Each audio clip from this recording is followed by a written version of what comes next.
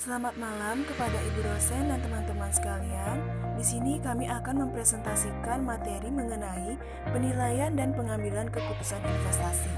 Sebelumnya izinkan kami memperkenalkan diri terlebih dahulu. Yang pertama, Ketut Dina Apriliani dengan NIM 211047, Kade Apridiana dengan NIM 211061, dan Komang Ayutri Indah Pratiwi dengan NIM 211059.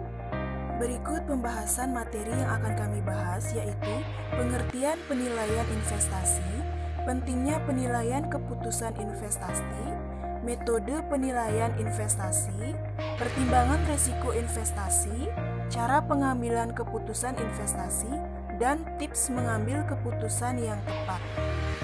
Penilaian investasi merupakan penempatan sejumlah dana pada saat ini dengan harapan untuk memperoleh keuntungan di masa mendatang atau pada dasarnya, definisi dari investasi itu sendiri adalah suatu aset yang digunakan oleh perusahaan untuk pertumbuhan kekayaan melalui distribusi hasil investasi. Investasi sendiri dapat dibedakan menjadi dua bagian, yaitu yang pertama, capital investment, yang kedua, financial investment. Lalu yang selanjutnya yaitu pentingnya penilaian keputusan investasi. Keputusan investasi mempunyai dimensi waktu jangka panjang, sehingga keputusan yang diambil harus dipertimbangkan dengan baik karena mempunyai konsekuensi berjangka panjang pula. Keputusan investasi ini juga sering disebut sebagai capital budgeting, yakni keseluruhan proses perencanaan dan pengambilan keputusan mengenai pengeluaran dana yang jangka waktu kembalinya dana tersebut melebihi 1 tahun atau berjangka panjang. Cara pengambilan keputusan investasi. Langkah atau tahapan pada proses keputusan investasi yang pertama, penentuan tujuan investasi, penentuan kebijakan investasi, pemilihan strategi portofolio, pemilihan aset pengukuran, dan evaluasi kinerja portofolio. Selanjutnya, metode penilaian investasi. Suatu investasi dikatakan menguntungkan kalau investasi tersebut bisa membuat modal menjadi kaya. Dengan kata lain, kemakmuran pemodal menjadi lebih besar setelah melakukan investasi. Hal ini konsisten dengan tujuan memaksimumkan nilai perusahaan. Terdapat 5 metode, yaitu yang pertama metode net present value, yang kedua metode payback period, yang ketiga internal rate of return, yang keempat average rate of return, yang kelima profitability index. Pertimbangan resiko investasi. Pertimbangan unsur risiko dalam penilaian investasi ini menjelaskan bagaimana kalau kita memasukkan faktor ketidakpastian dalam penilaian usulan investasi. Pada prinsipnya, para investor selalu akan memilih investasi yang memberikan risiko terendah dengan keuntungan yang sama atau keuntungan terbesar dengan risiko kecil. Berdasarkan prinsip tersebut, maka suatu usulan investasi yang lebih besar harus memberikan keuntungan yang lebih besar pula agar investor mau mengambilnya. Salah satu problem yang dihadapi para pembuat keputusan atau perencana proyek melebihi 1 tahun atau jangka panjang, yaitu risiko dan ketidakpastian. Risiko selalu ada dalam kegiatan investasi, karena investasi harus mengestimasikan beberapa besarnya cash flow atau return selama periode usia investasi. Estimasi atau nilai yang diperoleh dari kegiatan investasi belum sesuai yang diharapkan karena faktor-faktor tertentu. Dalam mengambil keputusan investasi, terdapat beberapa langkah yang harus dilakukan guna mendapatkan solusi terbaik dan strategi investasi yang paling menguntungkan. Langkah-langkah tersebut bisa dikatakan sebagai proses keputusan investasi. Yang pertama, ada penentuan tujuan investasi. Pada tahap ini, investor harus tahu apa tujuan mereka dalam berinvestasi, apakah jangka pendek atau jangka panjang. Yang kedua, ada penentuan kebijakan investasi. Tahap ini dimulai dengan penentuan keputusan alokasi. Aset keputusan ini menyangkut pendistribusian dana yang dimiliki pada berbagai kelas aset yang tersedia.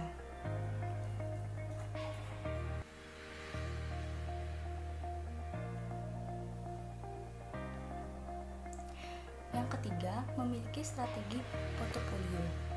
Ada dua strategi portofolio yang bisa dipilih, yaitu strategi portofolio aktif dan strategi portofolio pasif. Strategi portofolio aktif yang meliputi kegiatan penggunaan informasi yang tersedia dari teknik-teknik peramal secara aktif untuk mencari kombinasi portofolio yang lebih baik.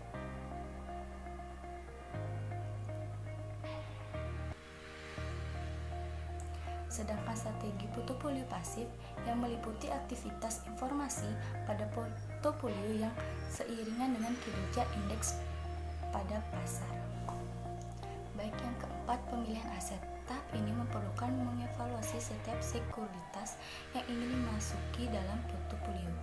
Tujuan tahap ini adalah untuk mencari kombinasi portofolio yang efisien, yaitu portofolio yang menawarkan return diharapkan tertinggi dengan tingkat risiko tertentu, atau sebaliknya menawarkan return yang diharapkan tertentu dengan tingkat risiko terendah.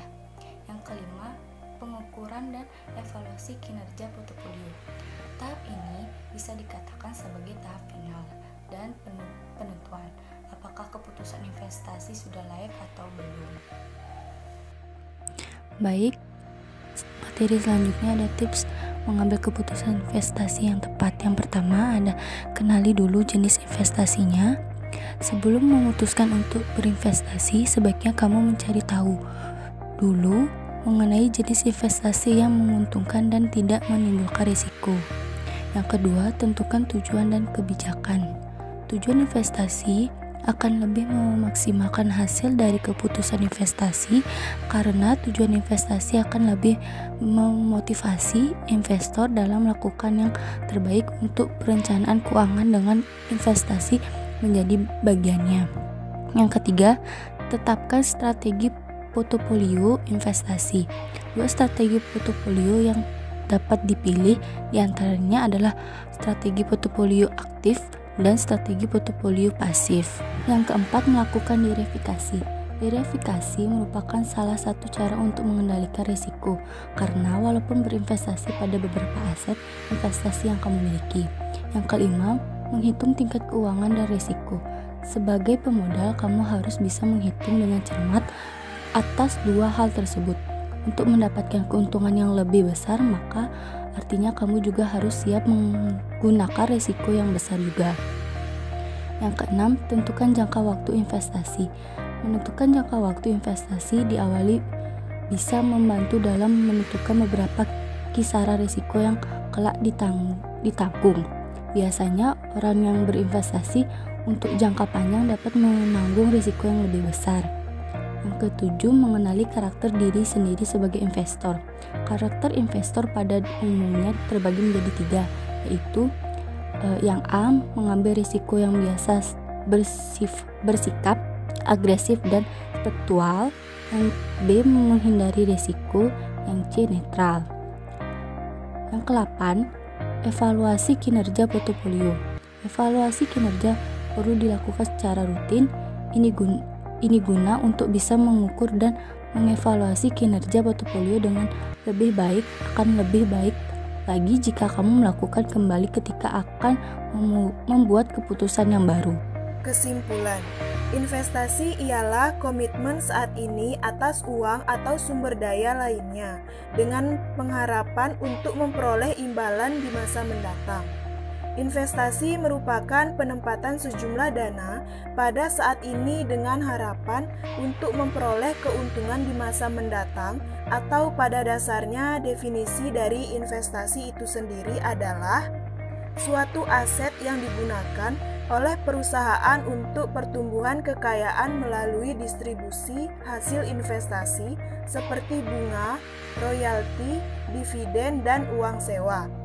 Untuk apresiasi nilai investasi atau untuk manfaat lain bagi perusahaan yang berinvestasi seperti manfaat yang diperoleh melalui hubungan perdagangan. Agar investasi bisa menghasilkan tingkat pengembalian yang diharapkan di masa mendatang, maka investor perlu melakukan analisis kelayakan investasi terlebih dahulu. Sebelum mengambil keputusan investasi, diperlukan suatu analisis kelayakan agar dapat menghindari penanaman modal pada proyek atau kegiatan yang tidak menguntungkan.